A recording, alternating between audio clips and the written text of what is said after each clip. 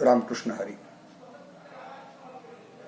जे खळांची व्यंकटी सांडो तया सत्कर्मी रती वाढो, भूता परस्परे जडो मैत्र जीवांचे. या पसायदानातल्या दुसऱ्या ओवीचं चिंतन यापूर्वीच्या एका भागामध्ये आपण पाहिलेलं आहे. आणि हे चिंतन पाहत असताना मी आपल्याला हे सांगितलं की मित्र कुणाला म्हणावं. नीतिशतकामध्ये मित्राची व्याख्या सांगत असताना नीतिशतक सांगतं की जो पापाचरणापासून दूर घेऊन जातो, ज्याला आपण सुमित्र असं म्हटलं, त्याला खऱ्या अर्थानं मित्र म्हटलं पाहिजे. असा एक मित्राची व्याख्या सांगण्याचा प्रयत्न नीतिशतकानं केलेला आहे. नीतिशतक पुढे सांगतं की मित्र कुणाला म्हणावं, तर जो हित पाहतो, हित पाहणारा जो कोणी असतो त्याला खऱ्या अर्थानं मित्र म्हटलं गेलं पाहिजे. आपल्या सगळ्यांना माहिती आहे की महाभारतामध्ये भगवान श्रीकृष्णाचे मित्र म्हणजे सखा ज्याला आपण म्हणतो तो अर्जुन आहे. आणि अर्जुनाच्या हितासाठी तुम्हाला माहिती आहे की अर्जुन रणांगणावर आलेला आहे आणि लढण्यासाठी तो शरीराच्या देहाच्या संबंधानं जे नातेसंबंध त्याच्या अंतःकरणामध्ये उत्पन्न झालेले आहेत आणि तो त्या नातेसंबंधाच्या मोहामध्ये अडकल्यामुळे लढायला तयार नाहीये. एका अर्थानं तो क्षत्रियाचा धर्म पाळत नाहीये, तो हितापासून बाजूला जातोय. हे जेव्हा भगवान श्रीकृष्णांच्या लक्षात येतं तेव्हा भगवान श्रीकृष्ण कुरुक्षेत्रावरतीच आपल्या मित्राला अर्जुनाला जो उपदेश करतात हितासाठीचा, त्या उपदेशातनच भगवद्गीता या ग्रंथाचा जन्म होतो. आणि जी भगवद्गीता निर्माण झाली म्हणून त्याच्यावरती माऊलींनी ज्ञानेश्वरी लिहिली आणि ज्ञानेश्वरी निर्माण झाली म्हणून वारकरी संप्रदाय निर्माण झाला. आणि म्हणून खऱ्या अर्थानं मित्र असं म्हणेन की मित्राने मित्राला केलेल्या उपदेशाचा जर फलित काय असेल तर वारकरी संप्रदायाची निर्मिती आहे. ही गोष्ट आपण बारकाईनं जर बघितलं तर लक्षात घेण्यासारखी आहे. आणि म्हणून जो हित पाहतो, तुम्हाला माहिती आहे की अर्जुनाचं हित परोपरीनं श्रीकृष्णानं पाहिलेलं आहे. सुभद्रा हवी आहे असं अर्जुनाच्या अंतःकरणामध्ये मित्राच्या येतं, तर ती इच्छा देखील पूर्ण करण्याचं काम तुम्हाला माहिती आहे की भगवान श्रीकृष्ण करताना दिसतात. म्हणजे अर्जुनाचं प्रत्येक क्षणीचं जे हित आहे तेच पाहण्याचं काम भगवान श्रीकृष्ण करतात.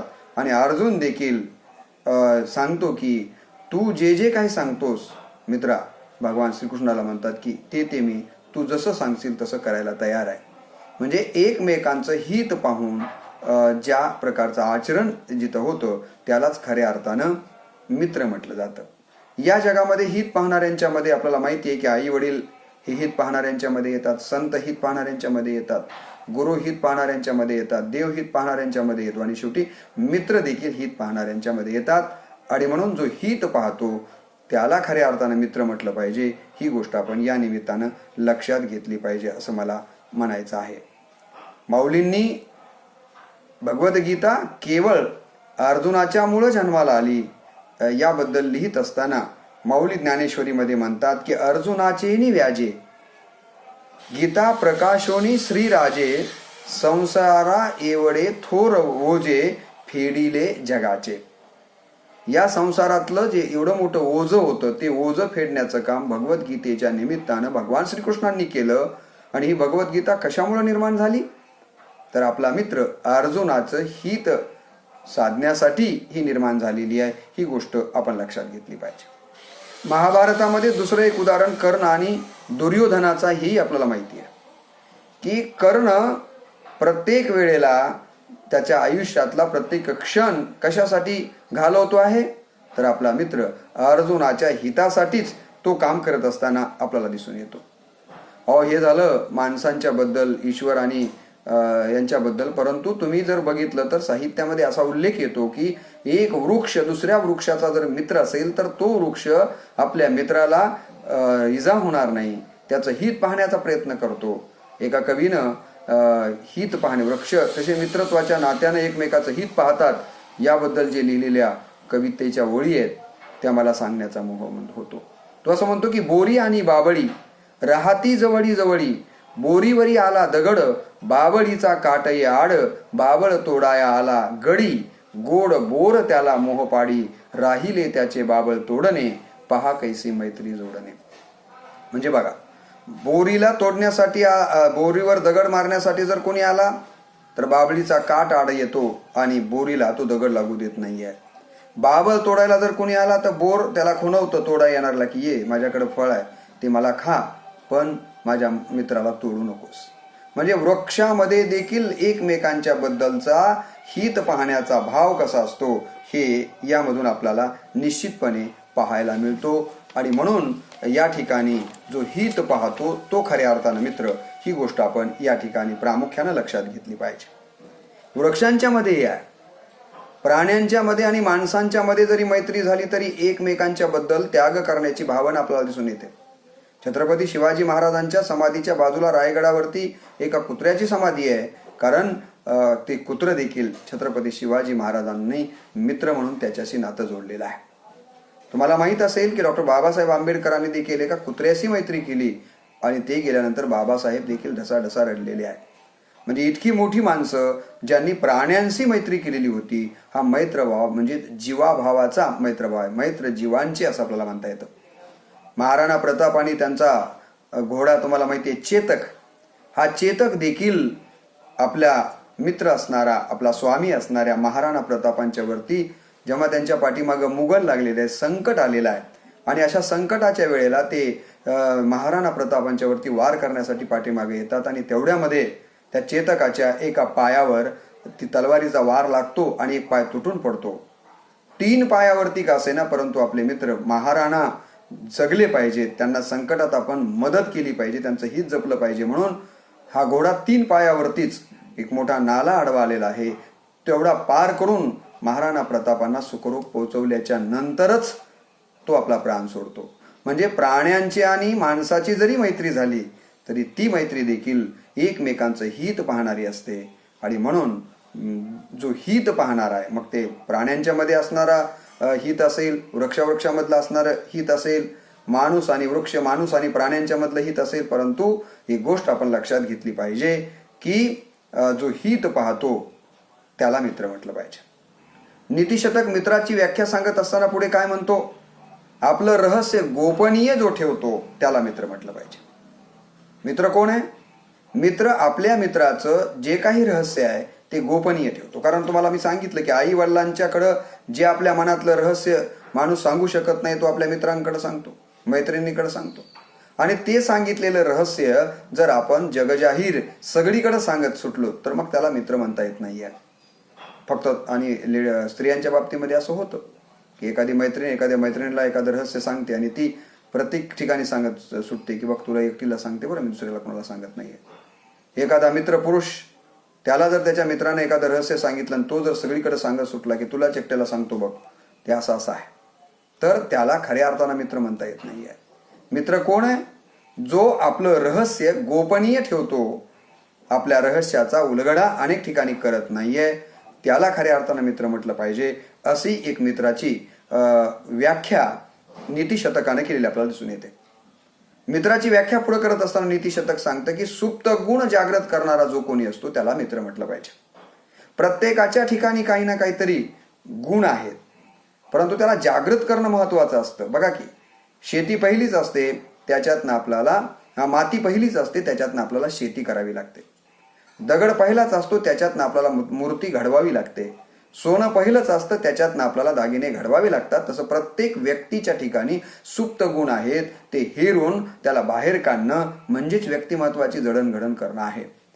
आणि अशा प्रकारे व्यक्तिमत्वामध्ये लपलेले जे काही सुप्त गुण आहेत ते सुप्त गुण हेरून बाहेर काढण्याचं काम जो कोणी करतो त्याला खऱ्या अर्थानं मित्र म्हटलं पाहिजे. तुम्हाला माहिती आहे की अर्जुनाच्या ठिकाणी क्षत्रियत्वाचा लढण्याचा गुण आहे, परंतु मोहाच्या पायी तो गुण तसाच प्रकारे लोप पावतोय की काय, ही गोष्ट जेव्हा भगवान श्रीकृष्णांच्या लक्षात येते तेव्हा भगवान श्रीकृष्ण अनेक पद्धतीनं 700 श्लोकांच्या माध्यमातून त्याच्यातला तो जो लढण्याचा गुण आहे तो गुण प्रकट करण्यासाठीचा प्रयत्न करतात. त्याच्यासाठी अनेक ओव्या आलेत. आणि शरीर जाता गवे हे नाशवंत स्वभावे म्हणून तुवा झुंजावे. पंडुकुमार अर्जुना, तू क्षत्रिय आहेस आणि क्षत्रियाचा धर्म काय आहे तर लढणं आहे. आणि शरीर हे नाशवंत आहे, स्वभावता नाशवंत आहे, आणि शरीराच्या संबंधाने आलेले नाते संबंध जे आहेत त्याच्या मोहात तू अडकू नकोस. तुझ्यातला जो क्षत्रियाचा सुप्त गुण आहे तो बाहेर काढ आणि तर कौरवांच्या विरोधामध्ये लढायला तयार होय. अशा प्रकारचा उपदेश भगवान श्रीकृष्ण करतात. आणि अर्जुनाच्या मनातला हा सुप्त गुण प्रकट करण्याचं काम करतात. मला असं वाटतं की अशा प्रकारचं जो कोणी सुप्त गुण प्रकट करण्याचं काम करतो त्यालाच खऱ्या अर्थानं आपण काय म्हटलं पाहिजे, तर मित्र म्हटलं पाहिजे. ही गोष्ट आपण या ठिकाणी लक्षात घेणं गरजेचं आहे. आणि मित्र कुणाला म्हटलं पाहिजे याबद्दल पुढे असं सांगतं नीतिशतक की संकटामध्ये साथ देणारा आणि साथ न सोडणारा जो कोणी असतो त्याला आपण मित्र म्हटलं पाहिजे. असं म्हटलंय की संकटच्या काळामध्ये कोण कोण आपल्याला सहकार्य करतात. रामचरित मानसमध्ये तुलसीदासांनी त्याच्यात मित्राचा सुद्धा उल्लेख केलेला आहे. आणि तुलसीदास असं म्हणतात की संकटाच्या काळामध्येच खऱ्या अर्थानं जो साथ देतो तो मित्र आहे.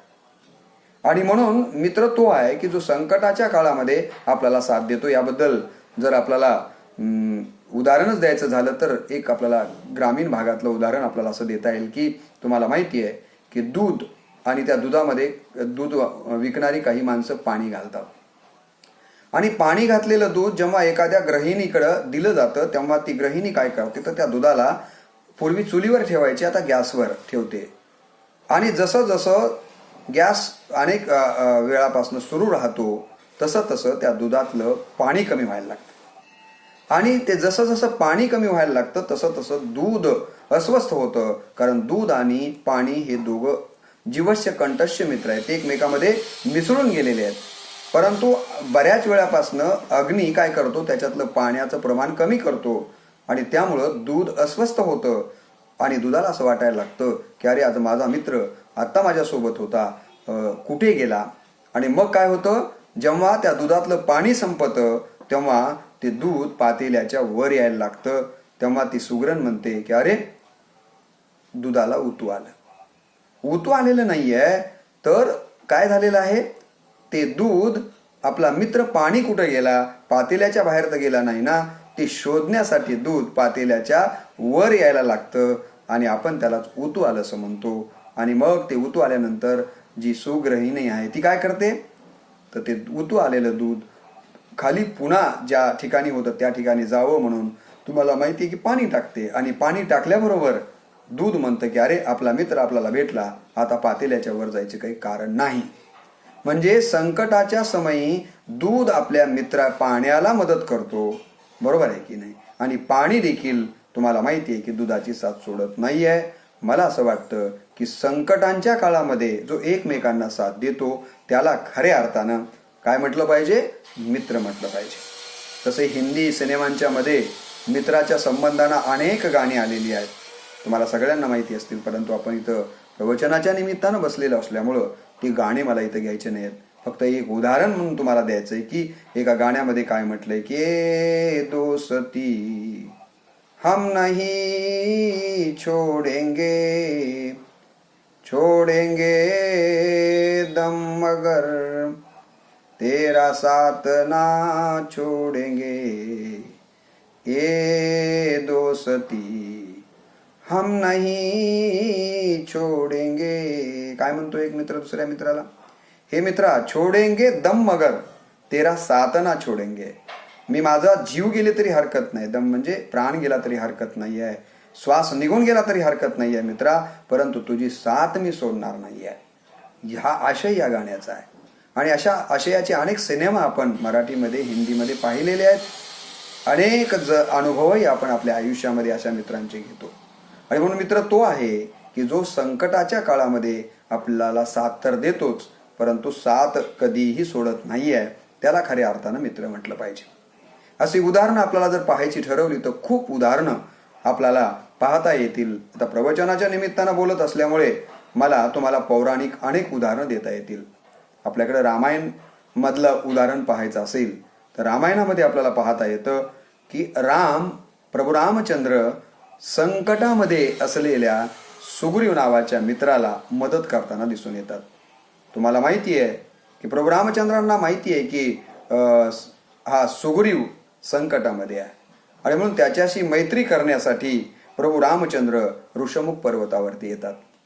परंतु वाळीच्या बाबतीतला संशय सुग्रीवाच्या मनात असल्यामुळे ऋषमुख पर्वतावर हे दोन मानव बघून सुग्रीवाच्या मनामध्ये हा संशय निर्माण होतो की नक्की वाळीनच आपला घात करण्यासाठी ह्या दोन मानवांना पाठवलं असावं. आणि म्हणून त्याची खात्री करण्यासाठी सुग्रीव हनुमंतरायांना ऋषमुख पर्वतावर पाठवतात आणि म्हणतात की ही आलेली जो माणसं आहेत ती कोण आहेत बघ, जाऊन खात्री करून मला येऊन सांग. आणि हनुमंतराय तुम्हाला माहिती आहे ऋषमुख पर्वतावर जातात, प्रभू रामचंद्रांची लक्ष्मणाची परीक्षा घेतात आणि त्या परीक्षेमध्ये प्रभू रामचंद्रांचा आणि हनुमंताचा परिचय होतो. हनुमंताची देखील परीक्षा प्रभू रामचंद्र घेतात आणि खात्री पटते की हे जे आलेले दोघं आहेत ते वाडीनं सुग्रीवाला मारण्यासाठी पाठवलेले नाही आहेत, तर ते कशासाठी आलेले आहेत, तर प्रभू रामचंद्र हे सुग्रीवाची मैत्री करण्यासाठी आलेले आहेत हे त्याच्या लक्षात येतं. आणि म्हणून स्वतः प्रभू रामचंद्रच हनुमंताला सांगतात. किष्किंधा कांडामध्ये आपल्याला माहिती आहे की नाथ महाराजांनी त्याचं वर्णन केलेलं आहे. प्रभू रामचंद्र हनुमंताला म्हणतात, सख्य करावे सुग्रीवासी हे मुख्य कर्तव्य आमासी, तूही सख्यार्थ आलासी अतिशयसी सुख झाले. अरे हनुमंता, मी इथं आलोय कशासाठी माहिती आहे का, तर मला सुग्रीवाबरोबर मैत्री करायची आहे. आणि बरं झालं ही मैत्री घडून आणवण्यामध्ये तू देखील मध्यस्थ म्हणून इथं आलायस हे पाहून मला निश्चितच आनंद झाला. आणि खरोखरच हे प्रभू रामचंद्रांचे शब्द ऐकल्यानंतर तुम्हाला माहिती आहे हनुमंतांना खात्री पटली. हनुमंत परत सुग्रीवांच्याकडे गेले आणि सुग्रीवांना म्हणाले की राजन, जे काही हे दोन मानव आलेले आहेत ते प्रभू रामचंद्र आणि लक्ष्मण आहेत, हे तुम्हाला मारण्यासाठी वाडीनं पाठवलेले नाही आहेत, तर तुमच्याशी मैत्री करण्यासाठी आलेले आहेत. प्रभू रामचंद्रांच्या बद्दल आणि लक्ष्मणाच्या बद्दल काय म्हणतात हनुमंतराय नाथांनी किष्किंधा कांडामध्ये लिहिलं. ते काय म्हणाले बघा, राम लक्ष्मण महावीर निशंक निदडे धनुर्धर, तुझसी करावया मित्राचार, आले साचार ऋषमुका. हे सुग्रीवा, राम आणि लक्ष्मण हे मोठे धनुर्धारी आहेत, बलाढ्य आहेत आणि लढण्यासाठी देखील त्यांच्याकडे सगळ्या प्रकारच्या कलांनी ते निपुण आहेत. आणि ते केवळ आले आहेत कशासाठी, तर तुझ्या असा बरोबर मैत्री करायला आलेले आहेत. आणि नाथ महाराज लिहितात की इथं एका नरपतीची म्हणजे माणसाच्या राजाची आणि वानराच्या राजाची इथं मैत्री झालेली आपल्याला दिसून येते. आणि म्हणून किष्किंधा कांडाच्या 3ऱ्या अध्यायातल्या 2ऱ्या ओवीमध्ये नाथ महाराज लिहितात, श्रीराम स्वय नरपती सुग्रीव स्वय वानरपती, दोघा सख्यत्वाची स्थिती अनन्य प्रीती आल्हाद. या दोघांच्या मध्ये मैत्री झाली. एक वानरांचा राजा आहे आणि दुसरा माणसाचा राजा आहे. म्हणून मैत्रीला लिंग, काळ, वेळ, स्थळ असा कुठलाही या ठिकाणी गोष्टी आडव्या येत नाही आहे, हे या ठिकाणी सांगायचं. आणि या दोघांची मैत्री कशी झाली तर त्याबद्दल देखील फार सुंदर दृष्टांत देऊन या ठिकाणी सांगण्याचा प्रयत्न नाथांनी केलेला आहे. काय म्हणतात, या दोघांच्या मैत्री कशा पद्धतीची झाली, जैसी प्रीती चकोर चंद्रा, तैसी प्रीती सुग्रीव रामचंद्रा, जैसी प्रीती जळ जळ चरा, तैसी वानरा श्रीरामी, जैसी प्रीती जळा जळचरा, तैसी वानरा श्रीरामी. जगातला सर्वश्रेष्ठ दृष्टांत मास्याचा आणि पाण्याचा दिला जातो. कारण पाण्याच्या बाहेर काढल्याच्या नंतर मासा जिवंत राहू शकत नाहीये, इतकं पाण्यावर त्याचं प्रेम आहे, प्रीती आहे. आणि म्हणून अनेक रचनांच्या मध्ये तुकाराम महाराजांच्या एका अभंगामध्ये देखील आपण माहिती आहे, एका अभंगामध्ये महाराजांनी सांगितलेलं आहे की जीवना वेगळी मासोळी, जीवना वेगळी मासोळी, तैसा तुका तळमळी, तैसा तुका तळमळी, तैसे झाले माझे जीवा, तैसे झाले माझे जीवा, केव्हा भेटसी केशवा, केव्हा भेटसी केशवा, तैसे झाले माझे जीवा, जीवना वेगळी मासोळी, तैसा तुका तळमळी. ते देखील शेवटचा दृष्टांत जो कोणता दिला गेला असेल या अभंगामध्ये. तुम्हाला माहित आहे, कन्या सासू राशीजा या अभंगाची सुरुवात आणि शेवटाला सगळ्यात श्रेष्ठ दृष्टांत म्हणून हाच दृष्टांत दिला गेलेला आहे की जीवना वेगळी मासोळी, तैसा तुका तळमळी. किंवा प्रभू रामचंद्र वनवासाला 14 वर्षासाठी जाण्यासाठी आई कौशल्यांची परवानगी घेण्यासाठी येतात. त्यावेळेला अयोध्याखंडामध्ये नाथ महाराजांनी 3 दृष्टांत दिलेले आहेत. त्या दृष्टांतामध्ये देखील बघा शेवटचा दृष्टांत हा मास्याचा आणि पाण्याचा दिलेला आहे. काटा रुतलिये फणी कपाळी, पुच्छ तुटलिये साप सुरळी, जेवी जळा वेगळी मासोळी, तेवी तळमळी कौशल्या. इथं देखील जेवी जळा वेगळी मासोळी, तेवी तळमळी कौशल्या. म्हणून जगातला सर्वश्रेष्ठ दृष्टांत जर विरहाच्या संबंधानं किंवा प्रीतीच्या संबंधाने घ्यायचा झाला तर जळ आणि जलचर, मासा आणि पाण्याचा. इथे देखील भगवान श्रीरामचंद्र आणि सुग्रीवाची प्रीती मित्रत्व कसं झालं, तर जैसी प्रीती जळा जलचरा या पद्धतीचा उल्लेख या ठिकाणी नाथांनी केलेला आहे. तैसी वानरा श्रीरामी. आणि मग दोघांचं मित्रत्व होतं. तुम्हाला सगळ्यांना माहिती आहे त्यावेळेला काय माहिती आहे तुम्हाला की त्यावेळेला सुग्रीव प्रभू रामचंद्रांना सांगतात की हे मित्रा, मला असं वाटतं की पहिल्यांदा आपण शीताशुद्धी करूया आणि त्यानंतर आपण वाळीला मारलं तरी चालेल. पहिल्यांदा मित्रा तुमचं मला काम करायचंय प्रभू रामचंद्रांनो, मला पहिल्यांदा सीताशुद्धी हवी आहे. त्यावेळेला प्रभू रामचंद्रांनी काय सांगितलं आपल्या मित्राबद्दल, काय म्हटले ते बघा. मित्र कार्या पुढे जाण, सीताशुद्धी मज तृणा समान, वाहतो दशरथाची आण, सत्य जाण सुग्रीवा. सुग्रीवा, अरे मित्राच्या कार्याच्या पुढे मला सीतेची शुद्धी तृणप्राय आहे, तिची काहीही किंमत नाही आहे. माझ्या वडिलांची दशरथांची आण होऊन तुला सांगतो, मला सगळ्यात माझ्या आयुष्यात महत्वाचं काय असेल तर मित्राचं काम मला महत्वाचं वाटतं. म्हणजे बघा, मित्र कोणाला म्हणावं, जो स्वतःचा स्वार्थ न पाहता मित्राचा स्वार्थ पाहतो किंवा मित्राचा परार्थ, मित्राच्यासाठी जो सर्वस्व काही देतो, संकटाच्या काळात जो मदत करतो, तो मित्र.